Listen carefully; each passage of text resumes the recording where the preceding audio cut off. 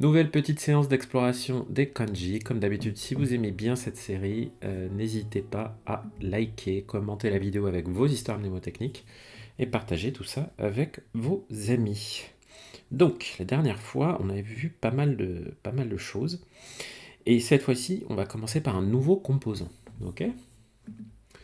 Je vais vous le dessiner, puis après on va le voir en action dans un kanji assez compliqué. Alors,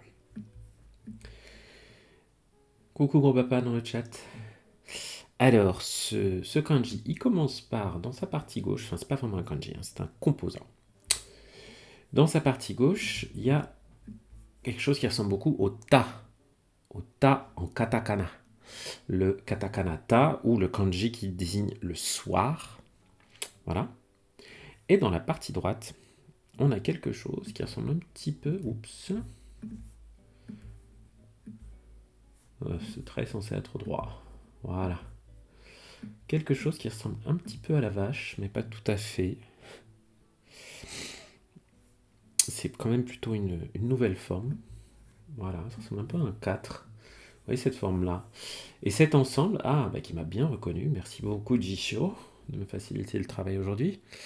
Donc cette petite forme, le sens qu'on va lui attribuer, c'est les lunettes de soleil.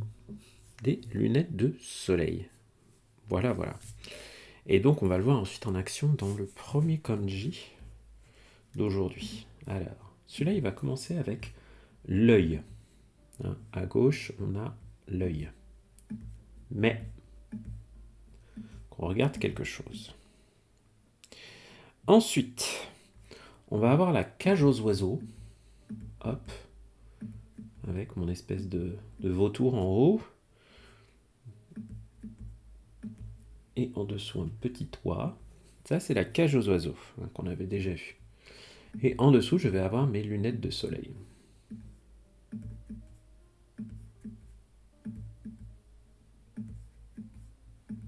Me l'a-t-il reconnu? Yes, premier coup.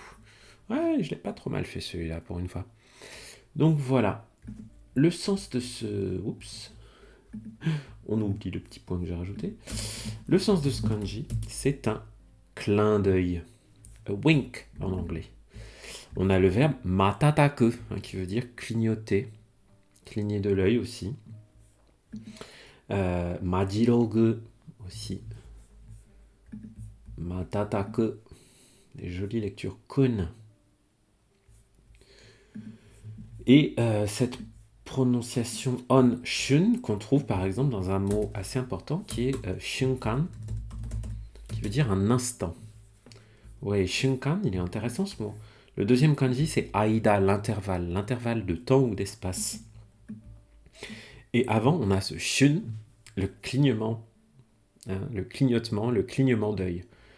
Donc, l'instant, ça veut dire l'instant shunkan, le moment, la seconde, un instant très bref. C'est marrant quoi, c'est un intervalle de temps qui ne dure que la durée d'un clin d'œil. Bon, on est sur du N1, mais le mot comme shunkan, vous pouvez peut-être le trouver dès des petits trucs de N2. Hein. Donc il n'est pas inutile à connaître.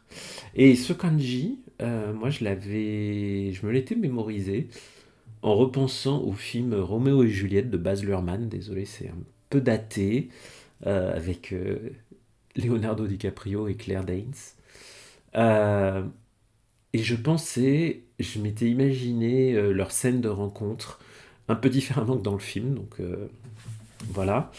Et je crois que dans le film, ils se voient au travers d'un aquarium ou un truc comme ça. Et j'ai imaginé qu'ils se clignaient de l'œil au travers au travers d'une cage aux oiseaux, ok. Et que Leonardo DiCaprio, grosse star, avait des lunettes de soleil, voilà, à ce moment-là, d'où les lunettes de soleil. Et qu'en un instant, en un clignement d'œil, voilà, comme ça, dans ce petit instant où ils sont clignés de l'œil, bah, boum, ils étaient tombés éperdument amoureux l'un de l'autre, voilà. Donc c'est mon kanji fleur bleue, Roméo et Juliette et compagnie. Voilà, voilà. Alors, le suivant, oulala, on va avoir quelque chose. Donc on va mettre les lunettes de soleil sur l'étagère. Et on va regarder un composant beaucoup plus simple et très fréquent qu'on va avoir dans pas mal de kanji. Si ça se trouve, peut-être tous les kanji qu'on va voir aujourd'hui. Ouais, tous les kanji qu'on va voir dans cette session. Alors, c'est vraiment un nouveau composant, donc faut pas chercher à le mémoriser par rapport aux autres. Hein. Vraiment mémoriser sa forme à lui. Donc ça commence par un trait horizontal comme ça. Ensuite, un trait vertical. Deux traits horizontaux plus courts, que j'ai fait de façon très moche. Un trait horizontal légèrement en biais. Et ensuite un trait vertical qui dépasse, qui va venir fermer tout ça. Bon, c'est très moche ce que j'ai fait. Vous le voyez en beaucoup plus beau, là, au caractère d'imprimerie. Ici. Ce kanji-là, ce composant-là, puisque c'est un kanji et un composant, c'est l'oreille. Mimi. Mimi. Sa prononciation on, c'est J, comme par exemple dans Jibika, un otorhinolaryngologiste, otorhinolaryngologue. Je vous l'écris pour le fun, hein, Jibika.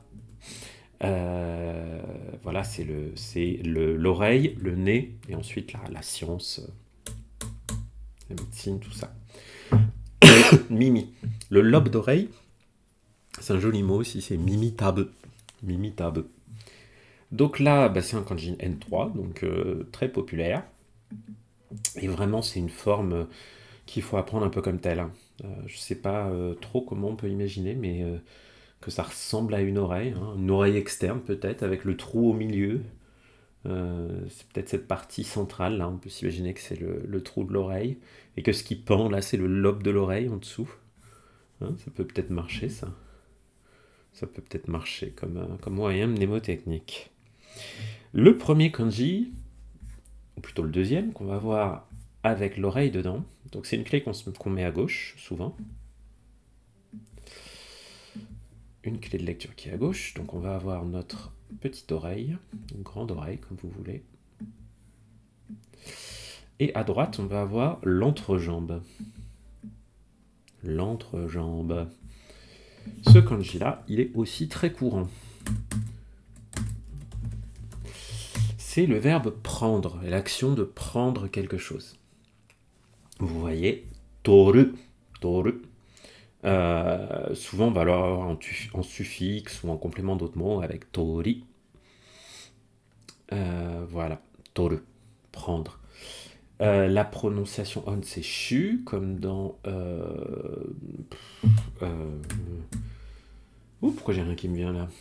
Ça va me venir.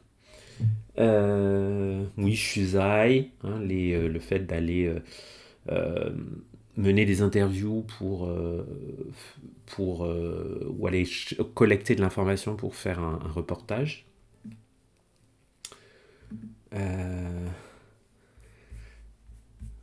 Shutoku, l'acquisition. Donc c'est une prononciation assez courante. Et puis le verbe toru qui veut dire prendre. Enfin attention, là c'est le kanji de prendre vraiment quand je prends quelque chose avec ma main. Et c'est pas le kanji pour prendre une photo. Le kanji pour prendre une photo, il est ici. On le verra bien là, c'est tout. Même s'il se prononce également toru.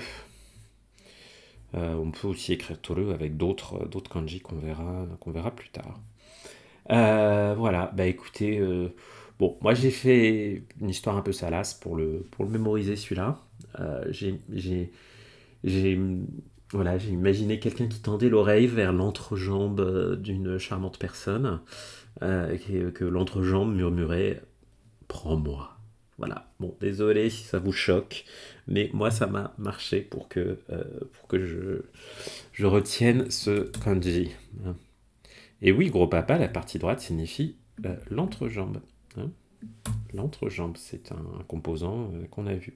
N'oubliez pas que dans la méthode Heissig, il n'y a rien qui est laissé au hasard.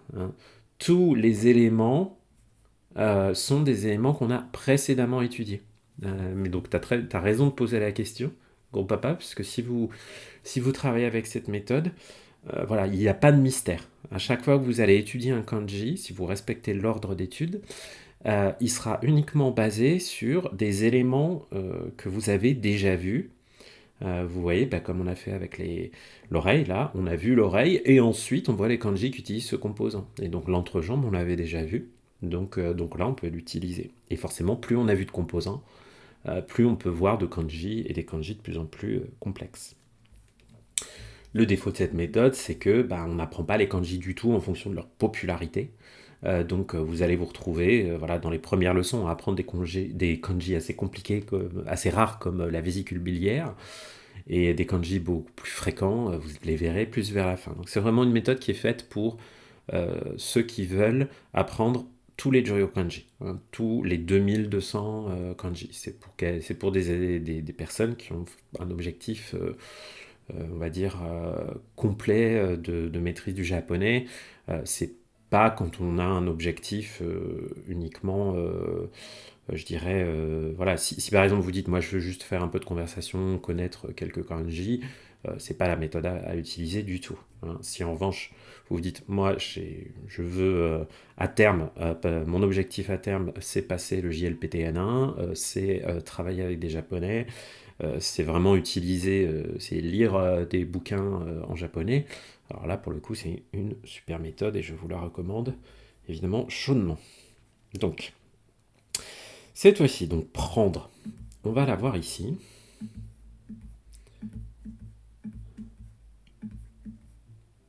Hop. Je ne l'ai pas bien fait lui. Hop, voilà, c'est mieux. Et on va avoir à sa gauche et en dessous. Haha. Est-ce que je le fais après ou avant celui-là? Je vais essayer après, on va voir si je le retrouve. Puisque à gauche, on a alors, quelque chose qui ressemble à la clé du chemin, mais qui ne l'est pas. Mais on a tout le kanji pour courir. Hashiru. Est-ce qu'il me l'a reconnu? Non, il ne me l'a pas reconnu. Allez, j'ai essayé de le refaire en faisant d'abord Hashiru, hein, courir, qu'on avait vu, avec un trait qui dépasse là, vous voyez? Et ensuite prendre.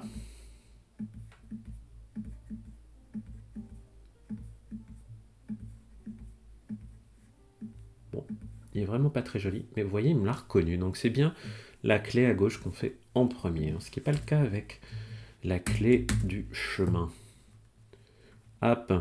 Ce kanji-là, il a un sens un peu abstrait, donc il n'est pas super facile à retenir.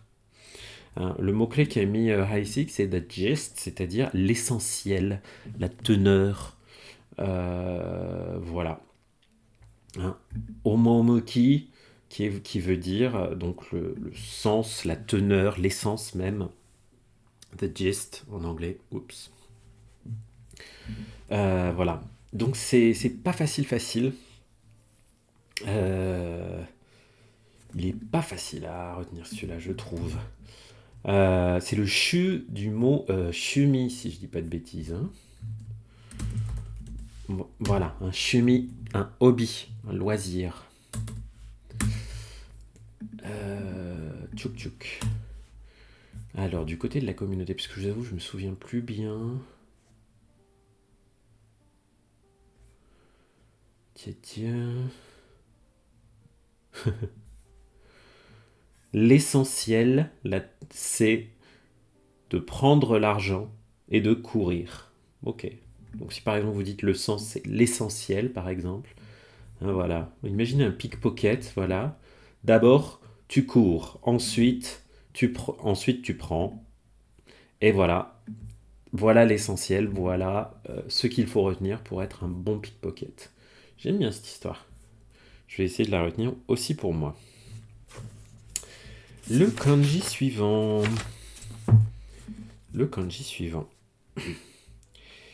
C'est un kanji très courant. Hein. Celui-là, la shu, bon, on le voit un peu moins. Le suivant, on le voit très souvent. C'est probablement du N4 et sûrement du N3. Hop, il commence avec le jour, le soleil qui brille en haut. En dessous, j'ai l'oreille, mais une version un petit peu déformée. puisque vous voyez que le trait du haut continue jusqu'à la droite. Ah, Didox, trop bien, Kodawari. T'es au Kodawari Ramen de Yokocho, rive gauche, ou t'es à celui rive droite, près d'Opéra, de Tsukiji? Tu me diras. C'est délicieux, Kodawari. Après, parfois, il y a vraiment beaucoup de monde, donc c'est un peu compliqué, les serveurs sont un peu stressés. Mais la cuisine est délicieuse. Donc, en dessous, on a donc prendre. Ok, hein, mais une version, voilà, un peu déformée, puisque l'oreille, elle tire jusqu'à la droite. Le soleil, et on prend. Ce kanji-là, ça nous sert à faire le superlatif. Ouh, mot de grammaire compliqué. Hein. En gros, ça veut dire le plus, le maximum. Hein. Le plus grand. Hein. L'extrémité. Vous voyez, par exemple, avec sa lecture on sai, on a le mot saigo. Saigo qui veut dire la fin. Motomo, le plus. Motomo ureshii toki wa nan deshita ka? Quel a été le moment où vous étiez le plus heureux de votre vie?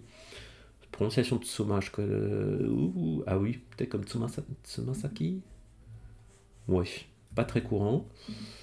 Shu, ça me dit rien. Donc vraiment motomo et sai. Hein. Saisho, le début. Saigo, la fin.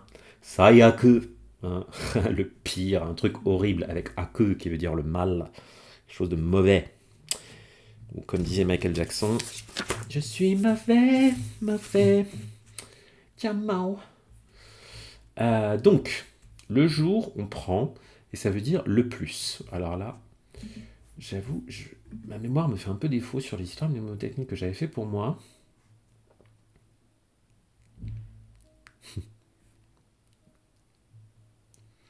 Oh, j'aime bien cette... Ah, j'adore cette expression. Avec seize the day, qui veut dire donc s'emparer, prendre... Hein, prendre la journée, prendre la journée qui vient comme une nouvelle opportunité de faire plein de choses. Hein. Carpe diem, ouais, tout à fait, seize the day. T'as raison, gros papa. Hein, faites de votre mieux, faites votre maximum. Prenez la journée qui arrive. Seize the day. Si vous aimez, comme ça, vous pouvez apprendre l'expression en anglais si vous la connaissiez pas. C'est une super expression. Ouais. Faire de son mieux, faire de son maximum. Voilà. You must carpe diem. Voilà. Les grands esprits se rencontrent. Et du coup, tout à l'heure, je vous avais promis, vous avez parlé d'un autre kanji pour dire prendre, pour prendre une photo. Et ben, on va le voir là. Puisque c'est se prendre une photo là. On utilise d'abord la clé des doigts. Et à droite, on a donc le maximum, le meilleur qu'on vient juste de voir. Ce jour qu'on a saisi.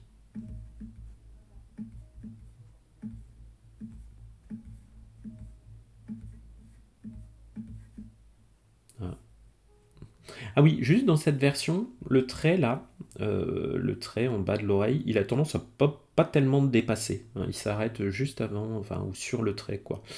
Donc c'est pas la peine de le faire dépasser dans cette version-là pour l'oreille, contrairement à la version grande, full, de l'oreille qu'on a vue au début. Petite remarque graphique qui change pas grand-chose. Si vous faites dépasser, on reconnaîtra quand même le kanji. Même si votre professeur de japonais vous tapera sans doute sur les doigts. Donc, ça c'est toru pour prendre une photo. Vous voyez le mot-clé, c'est snapshot. Snapshot, pas snapshot, c'est un S, pas un C.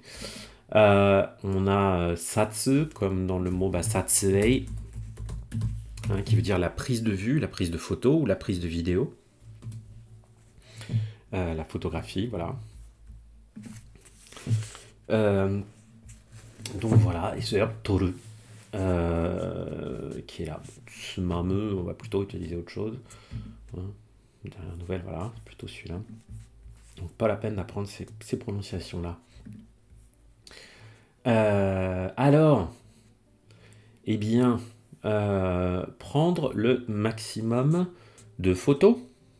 Bah, si vous pensez, si vous allez faire du tourisme au Japon, j'imagine que vous allez utiliser votre doigt pour prendre un maximum de photos, n'est-ce pas? Donc mettez-vous dans la peau d'un touriste enthousiaste et vous allez y arriver. Ah, le suivant, c'est un kanji que j'adore, c'est un kanji très important pour la psychologie japonaise. Donc on a à gauche l'oreille standard, hein, full size, donc avec le trait là en bas en diagonale qui dépasse. Oh, il dépasse? Ah non, il dépasse même pas en fait quand c'est en clé. Oh, je vous ai raconté une bêtise. Ouais, non, il ne dépasse que dans la version full. Donc là, je vais juste l'arrêter, hop, et voilà. Donc ça, c'est mieux. Sorry. Et ensuite, je vais avoir le cœur, l'état d'esprit. Voilà. Avec... tic. Ouais, on va voir comment on met les traits d'ailleurs. Ouais. Je les ai pas forcément très bien faits. Vous voyez, parce que quand il est à droite... Ouais, non, ça marche aussi. Hein. Donc, écoute ton cœur. Écoute ton cœur. Sauf que le sens de ce kanji, c'est... hein, écoute avec tes oreilles ton cœur. Le sens de ce kanji, c'est la honte. Haji, oh, kakaseta. On m'a foutu la honte. Ou chi, comme dans le terme chibu, qui veut des signes. Où est-ce qu'il est? Attends. C'est ça, non? C'est ça, ouais. Voilà. Les parties honteuses du corps. Les parties dans l'entrejambe, justement. Bref, donc ce chi haji, donc écoute ton cœur. Alors celui-là, moi il m'a fait penser à une chanson. Je suis assez fan des vieux génériques de dessins animés qui étaient diffusés il y a très longtemps sur la chaîne La 5, fin des années 80 et début des années 90. Et il y avait un générique terrible. Enfin, il y avait la chanteuse Claude Lombard qui avait chanté toute une flopée de génériques de séries, de séries animées japonaises de l'époque. Et notamment, il y avait une chanson, c'était pour l'animé Gwendoline. Et elle disait, si tu veux gagner le bonheur, écoute ton cœur. Donc, écoute ton cœur, ça me fait penser à cette chanson.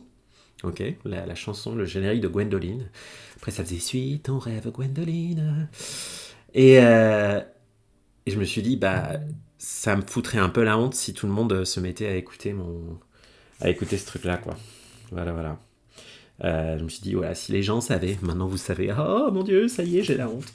Que écoute ton cœur dans la chanson de Gwendoline, ça me foutrait bien la honte, voilà. Ah, gros papa, tu te souviens pas de Gwendoline? Ouais, mais il y en avait tellement, hein. Mais on trouve les génériques sur Spotify un peu partout. Voilà. Robotech sur la 5. Ouais, c'était bien ça. Allez, next.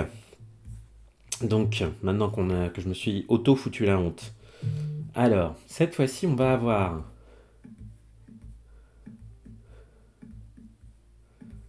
toujours l'oreille. Et à droite de l'oreille, on a le kazoo. Ouh là là. De quoi nous parle-t-il? En plus, un composant assez compliqué. Hein, où il y avait le son, auto, la musique, et la fiesta. Le son de la fiesta. J'écoute le son de la fiesta. Hein, sinon, cette partie-là, ça veut aussi dire, voilà, Heissig a mis le sens de kazoo. Kazoo, c'est une sorte d'instrument qui fait un son un peu nasillard, comme une sorte de sifflet ou je sais pas quoi. Et donc voilà. Donc un truc qui a l'air assez compliqué, mais qui est un kanji franchement courant. Donc qui vaut le coup d'être appris, parce que ça veut dire là l'emploi, la profession. Vous voyez, il est niveau JLPT N3, hein, donc vraiment fréquent. Shokugyo, la profession, ou Shushoku, chercher du travail. Shokuin, un employé, un membre du personnel. Euh, blablabla. Kyushoku, pardon. Taishoku serait plutôt le labeur manuel, le travail manuel. Hein. Kyushoku, avec Yasumi, yasumu qui veut dire se reposer, hein, le fait de prendre des vacances de son travail. Donc il est un peu compliqué, mais vous voyez, hein, si vous vous souvenez des trois composants qu'ils font, là, donc l'oreille, le son et la fiesta, et ben vous pouvez le mémoriser. Moi, l'histoire que je m'étais fait, c'était, ben, j'avais pensé à des gens lors d'une grande fête, que ben, il y avait, par exemple, les grandes fêtes de mariage. Ben, pendant une grande fête de mariage, bon, c'est très sympa pour les invités, mais il y en a qui bossent, hein, généralement, les serveurs, le traiteur, tout ça. Et donc j'ai pensé à des gens qui étaient en train de travailler et qui entendaient avec leur oreille le son de la fiesta à côté, mais que eux, ils devaient rester à leur poste, ils devaient, voilà, en bons employés, continuer à travailler. Ils n'avaient pas le choix. Voilà. Donc je me le suis fait comme ça. Et voilà. Et je vais aller assez vite parce qu'il me reste 3 à faire et je n'ai plus le temps. Le suivant. Alors on s'arrête là? Ouais, allez, je vais m'arrêter au suivant. Il est très joli. En plus, il fait référence à la série de mon enfance, Saint Seiya. Donc, l'oreille, la bouche et le roi en dessous. Osama. L'oreille, la bouche et le roi. Tout ça, ça veut dire quelque chose de... Mais j'y ai arrivé. Quelque chose de saint. Un saint. S-A-I-N-T, hein, pas S-E-I-N. Hein. C'est le sei. Le plus souvent, c'est vraiment cette lecture-là que vous allez avoir. Hijiri, j'avoue. Ouh là là, ça veut dire donc un saint, enfin une sorte de prêtre bouddhiste très vertueux, mais j'avoue, je ne connais pas assez le bouddhisme pour savoir ce que c'est un hijiri. La lecture la plus commune, c'est sei. Hein, comme dans justement Seiya, c'est l'un des kanji de son nom, hein, ou c'est, voilà, parce qu'on parle dans les Chevaliers Zodiac des Saints. Voilà. Coucou abeille. Désolé, je suis un peu speed aujourd'hui, donc on va s'arrêter là. Mais pas avant que je vous donne quand même un petit moyen néotechnique pour ce kanji-là.